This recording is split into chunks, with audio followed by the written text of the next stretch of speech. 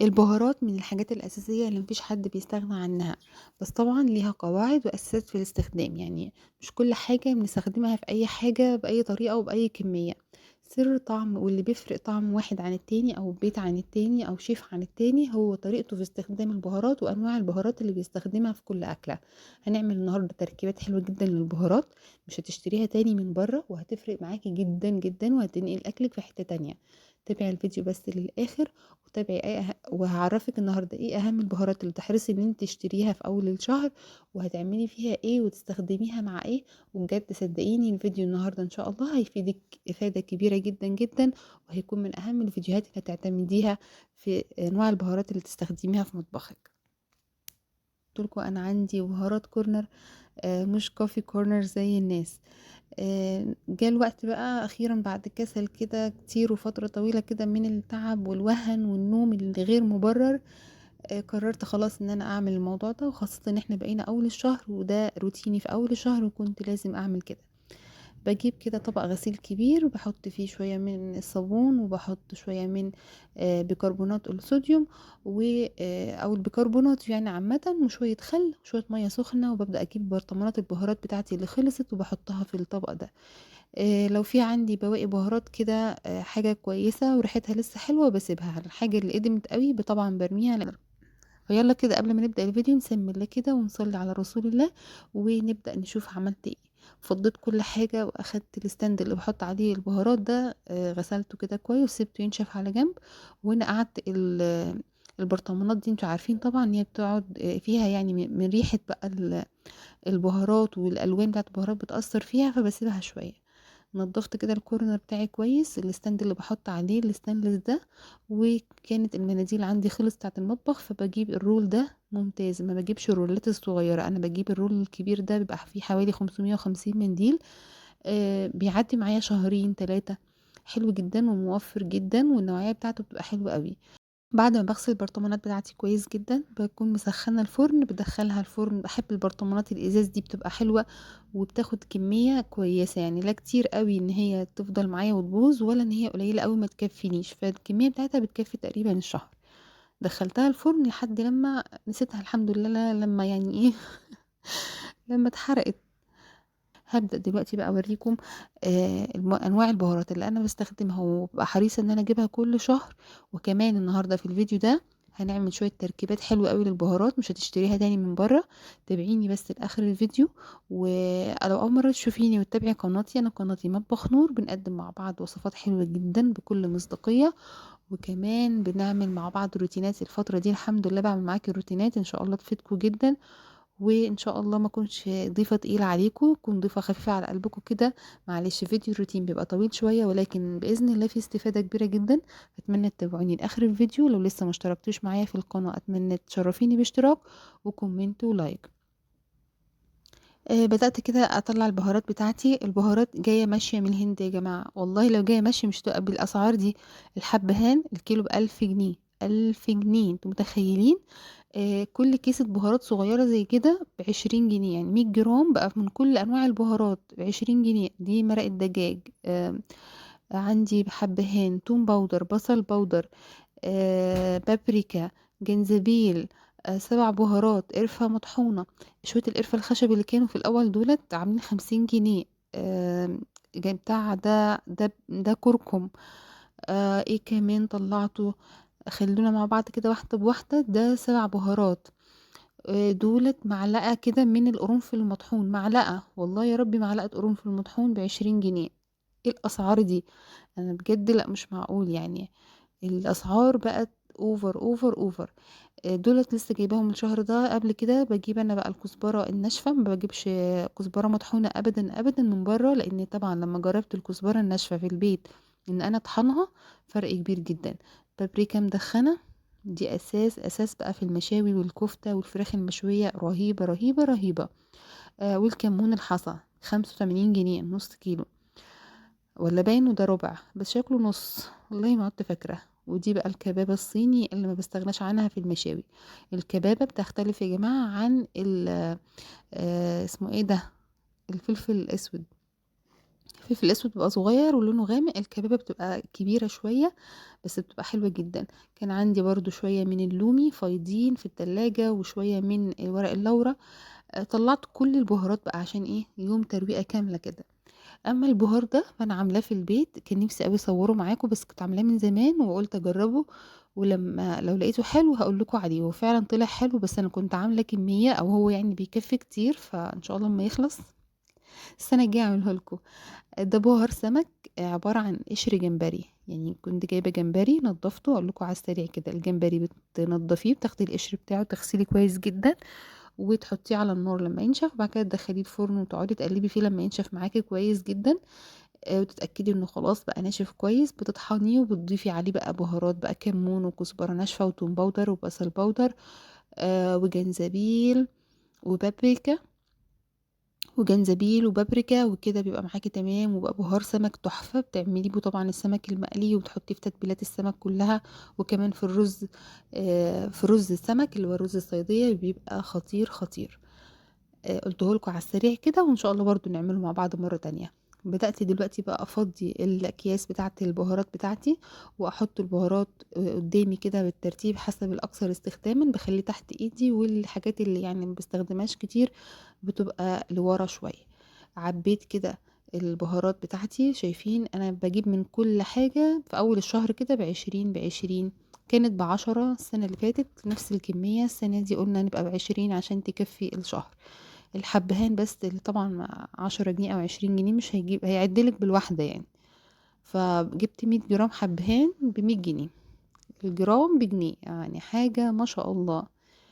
ربنا يستر بقى من اللي جاي بجد. أنا باقول البهارات دي لو جاية ماشية من بلدها مش هتبقى بالسعر ده. إيه الأسعار دي اللي إحنا بنسمعها بجد حاجة خيال، الله المستعان بجد. بافضّي كده البهارات. أحلى حاجة للبهارات برطمانات الإزاز. البرطمان الإزاز بيحفظ ريحة البهارات تفضل معاكِ طول الشهر، ريحتها حلوة جدًا كأنها طازة وبتبقى جميلة جدًا. أنا في خلال حياتي اللي فاتت دي كده جِبت حوالي 5 أو 6 أو 7 أطقم بهارات من كل الأنواع والأشكال والألوان.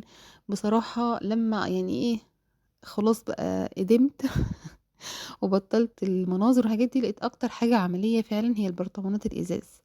أكتر حاجة عملية فعلًا بعد كل اللي أنا جرّبته، جرّبت البلاستيك هو الكنداغة والفخار والسيراميك وأنواع وأشكال، ولكن في الآخر استقريت على الأزايز دي. أنا كنت أصلًا شارياها فيها بهارات ولمّا خلصت بدأت أستخدمها.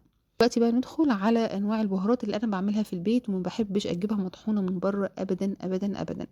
اللي فات ده كله بيبقى طبعًا صعب إن أنتِ تجيبيه وتجهّزيه، سواء كركم، سواء جنزبيل، سواء قرفة مطحونة، توم باودر، بصل باودر. الحاجات دي طبعًا لازم بنشتريها جاهزة. أمّا بقى الحاجات اللي مش ممكن أشتريها مطحونة من برّه وهي الكزبرة والكمون والفلفل الأسود. ليه؟ بعد اللي شُفته خرج منهم بصراحة مستحيل أجيبهم جاهزين من برّه. الكمون والكزبرة والفلفل الأسود بيتغشوا برّه جدًا، جدًا، جدًا. لمّا تجرّبي تجيبيهم حصى وتنضّفيهم أنتِ في البيت وتحمّصيهم وتطحنيهم عندِك، طبعًا بدون إضافة ملح، بدون إضافة أي حاجة تانية تزوّد الكمية. أولًا هتشمّي ريحة رهيبة، رهيبة، رهيبة. طعمهم والنكهة بتاعتهم هتبقى عالية جدًا. لو بتستخدمي نُص معلقة هتلاقي نفسِك بتستخدمي ربع معلقة والنتيجة أفضل وأحلى بكتير. شايفين لون الكمون هنا عامل إزاي؟ تحفة. أنتِ بتجيبي الكمون من برّه شكله غريب ولونه غريب وريحته غريبة. لا، لأ، الكمون والكزبرة والفلفل الأسود اوعي تجيبيهم من برّه. جرّبي كده تنقّيهم وتنضّفيهم، هتلاقي مطلّعة طوب ومطلّعة عروق ومطلّعة بلاء مبين بجد من البهارات دي. بانقّيهم كويس، باحمّصهم على البوتاجاز زي ما أنتم شُفتوا كده بنار هادية لحد ما البهارات تسخن معايا كده وريحتها تبدأ تظهر معايا، بس اتأكدي النار هادية. باسيبهم يهدوا خالص، ما باطحنهمش وهُم سخنين، وبعد كده بابدأ أطحنهم في مطحنة الخلاط. خلّصت كده الكمون، شغّالة بقى دلوقتي في الكزبرة وفي الفلفل الأسود، هاخلّصهم كلّهم عشان ما أطوّلش عليكم ونتقابل. هنا خلّصت البهارات بتاعتي، ودُولة عشان باخد منهم كميات بسيطة باحطهم في العلب ديّة، ورتّبت الدنيا كده. نبدأ بقى نشكِّل مع بعض كده أنواع من البهارات ومن الخلطات اللي بنستخدمها طول الشهر وما فيش غنى عنها. برضه كنت محوشة كده شوية من الفينو بتاع المدارس والعيش البلدي العادي البواقي العيش، دخلتها الفرن، حمصتها كويس جدا. وهنبدأ دلوقتي نعمل خلطة الفيجيتار اللي بنعمل منها البانيه وبنستخدمها طول الشهر. طحنت العيش مع الفينو وجبته كده دلوقتي، ضفت عليه 3 معالق كبار من النشا، معلقتين كبار من الدقيق، معلقتين كبار من الجنزبيل المطحون. هضيف عليه كمان معلقة كبيرة كده، معلقة ونص من مرقة الدجاج، دي طبعا بجيبها كده بودر، ما عدتش بجيب المكعبات طبعا عشان المقاطعة. معلقة كبيرة مهرمة من الثوم البودر، معلقة كبيرة مهرمة من البصل البودر. انا كان عندي حوالي نص كيلو، يعني انا تقريبا دخلوا في حوالي نص كيلو من البقسماط المطحون او من الفينو المطحون مع العيش. معلقة من البابريكا، ما حطيتش ملح ولا شطة، دولت ساعة التحضير بضيف ملح وشطة. ميزة البهارات والتركيبات اللي احنا هنعملها النهاردة دي ان اللي بنجيبها من بره بقى فيها ملح كتير جدا. هنا مش هحط اي ملح غير ساعة الاكل، هضيف الملح اللي انا عايزاه. بضيف في الاخر كده نص كيس من البيكنج باودر علشان يخلي الحاجة مقرمشة معايا وهشة. وبعد كده بعبيهم في برطمان برضو ازاز عشان يحتفظ بيهم ما يدخلهمش رطوبة، ويبقى عندي كده خلطة الفيجيتار موجودة طول الشهر. كده طحنت الكبابة الصيني زي ما انتم شايفين بالشكل ده، ما بكترش، بجيب بس ب5 جنيه كده كام حباية بيديهم لي، بطحنهم علشان بضيفهم على الخلطات بتاعتي لاني ما بستخدمهاش لوحدها. هنبدأ نعمل اول خلطة عندي، وتأكدي، انا متأكدة ان انت لو جربت الخلطات دي استحالة تشتريها تاني من بره. بجيب كده معلقتين كبار مهرمين من الجنزبيل المطحون، معلقة كبيرة مهرمة من الكزبرة الناشفة المطحونة، معلقة كبيرة من الروزماري، انا بجيبه بجففه واطحنه برضو، ده جايباه انا اللي مجففاه وطحناه. معلقة برضو، نص معلقة 3/4 معلقة كده من الفلفل الاسود. ربع معلقة من الكباب الصيني اللي احنا طحنينها، ممكن تبقى نص معلقة عادي. معلقة توم باودر، معلقة بصل باودر، وكمان معلقة من مرقة الدجاج، وهحط كركم وهحط بابريكا. تخيلوا بقى كل البهارات دي هتكون بتاعت ايه؟ اكيد اكيد اكتر حاجة بتحتاج بهارات هي الفراخ. عايزة تاخد طعم كويس، فالحاجات دي التركيبة ديت هتبقى للشاورما، شاورما الفراخ، وللفراخ المشوية او لأي اي فراخ انت بتعمليها استخدمي فيها التتبيلة ديت. تحفة بجد، طعمها رهيب. اساسا مجرد ما بتقلبي بقى كل الحاجات دي في بعضها وتخلطي كويس جدا هتشم ريحة رهيبة رهيبة رهيبة. وعملنا كمية محترمة، يعني دي لو بجيبها من بره هتعدي ال20-30 جنيه، وعملتها من بهارات موجودة عندي بدل ما اروح اشتري التركيبات دي من بره. والله اعلم بيحطوا فيها ايه، وبيبقى فيها نسبة ملح كبيرة جدا، وبيحطوا فيها الله اعلم بيحطوا ايه، بتبقى مش حلوة، بتبقى مركونة كمان، الريحة تحفة، الحاجة معمولة طازة وحلوة قوي. الكمية دي بتقضي معايا لشهر، شهر ونص، ممتازة ممتازة. برضو في برطمان ازاز، واحفظي البهارات بتاعتك.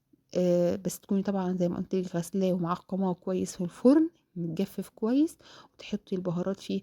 انا هنا ما كانش عندي استيكرات غير بتاعه الكراسات بتاعه الولاد، استخدمتها وكتبت عليها بهار فراخ وكتبت انا عاملاه يوم ايه. ده بيقعد معايا ريحته تحفة، وبيخلي معايا الفراخ رهيبة رهيبة رهيبة. جربوه بجد، مش هتشتروا تاني توابل بهار فراخ من بره. بتاخدي معلقة منه كده على الفرخة او معلقتين حسب انتي بتحبي طعم البهارات قوي في الاكل او ضعيف، وبتتبلي بيه الفراخ بتبقى تحفة. التتبيلة التانية، معلقة كبيرة من الجنزبيل، معلقة كبيرة من الثوم من الكمون، معلقة كبيرة من الكمون اللي احنا لسه طحنينه، معلقة كبيرة من الكزبرة، نص معلقة من الفلفل الأسود، نص معلقة من الروزماري المجفف، أو ممكن تستبدليه بقدونس مجفف، معلقة توم باودر، ومعلقة من البصل البودر، ونص معلقة كده من الكبابة الصيني. وعندي هنا نعناع مجفف، برضو النعناع انا بجيبه اخضر وبنشفه انا في البيت وبعينه عندي كده، بفرك النعناع كده على الخلطة دي وبكده خلاص. زي ما قلت لكم مش بحط ملح في الخلطات بتاعتي علشان اقدر اضيف من الخلطة زي ما انا عاوزة، والملح بضيفه اثناء الاكل. كمان مش بضيف الشطة علشان يعني عندي ولادي وكده مش بيحبوا الاكل يبقى سبايسي قوي، فبحط برضو الشطة حسب الطلب ساعة الاكل برضو، بحيث ان انا اتحكم في مقدار الشطة اللي انا عاوزاه. بقلب بقى الخلطة دي، تخيلوا بقى معايا الخلطة دي خلطة ايه، هتبقى خلطة المحشي. تحفة، بدل فيها نعناع أكيد هتبقى خلطة المحاشي رهيبة، الكمون والكزبرة والنعناع والروزماري والخلطة الجميلة بتاعتنا دي بتخلّي المحشي رهيب، رهيب يا بنات، تحفة، تحفة، تحفة. دلوقتي بقى كمان هنعمل مع بعض خلطة أخيرة، ودي برضه من أكتر الخلطات اللي باستخدمها في المطبخ، خلطة اللحوم أو الحواوشي أو اللحمة المشوية، بتستخدميها أو في الكفتة. بُصّي أي حاجة تبع اللحوم بتبقى حلوة جدًا فيها. حطيت هنا معلقة كبيرة من الكمون، معلقة من الفلفل الأسود، معلقة كبيرة من الكزبرة الجافة، معلقة كبيرة كمان من البابريكا المدخنة، ومعلقة من الكبابة الصيني، بس ما تكونش يعني مليانة أوي لأن كترها بيمرر. الشوية اللي كانوا فايضين عندي كده من الروزماري المجفف حطيتهم كده، وسنة قرنفل، يعني بصوا طرف المعلقة كده قرنفل عشان ايه طعمه، عارفين ان هو قوي. وكمان رشة خفيفة خالص من جوزة الطيب، حوالي ربع معلقة من جوزة الطيب، الريحة تجنن. وشايفين اللون، كل تركيبة غير اللي قبلها، مش كل حاجة بنحطها في كل حاجة. هنا بقى لازم أضيف شطة، يعني هنا لازم أضيف شطة ليه؟ عشان هنعمل حواوشي، هنعمل خلطة الحواوشي. الحواوشي ما يبقاش حواوشي من غير شطة طبعا، فحطيته مش بس ما حطيتش كتير. آه كل البهارات حلوة جدا. في ناس تقولك ما بستخدمش غير الفلفل والكمون والشطة. يا جماعة البهارات حلوة جدا، وهي دي السر اللي بيميز أكلة عن أكلة وبيفرق الأكلات عن بعضها، بس بشرط ان انا استخدمها صح، واعرف استخدم ايه امتى وازاي وبكمية قد ايه، ما احطش كل حاجة على اي حاجة وخلاص. آم، هنا بقى بدأت أرتب الجزء بتاع المشروبات بقى اللي تحت ده. عندي مشروبات بتاعتي الأساسية اللي هو مشروب البقدونس والكرفس، الجروس فورميا للولاد علشان يديلهم شوية باور كده، بحط لهم في الحليب. عندي القرفة الخشب طبعا أكيد، عندي الجنزبيل والليمون، ومشروب السيكم ده طبعا يعني لعلاج القولون وكده. ظبطت المكان، رتبت البهارات بتاعتي، ظبطت الدنيا، انا كده حاسه بامان وحاسه بفرحه وسعاده ان انا كده خلصت الجزء البهارات بتاعي. بجد كان نفسي اعمله قوي من زمان. يا ريت تفضلوا تشجعوني ان احنا نعمل مع بعض فيديوهات كده كتير، وتشجعوني ان انا اعمل معاكم روتين، لان طبعا بيساعدني جدا ان انا انجز مهام كتير قوي بكسل عنها. اتمنى الفيديو يكون عجبكم، ما تبخلوش عليا باللايك والاشتراك في القناه، واشوفكم على خير في فيديو جديد. سلام.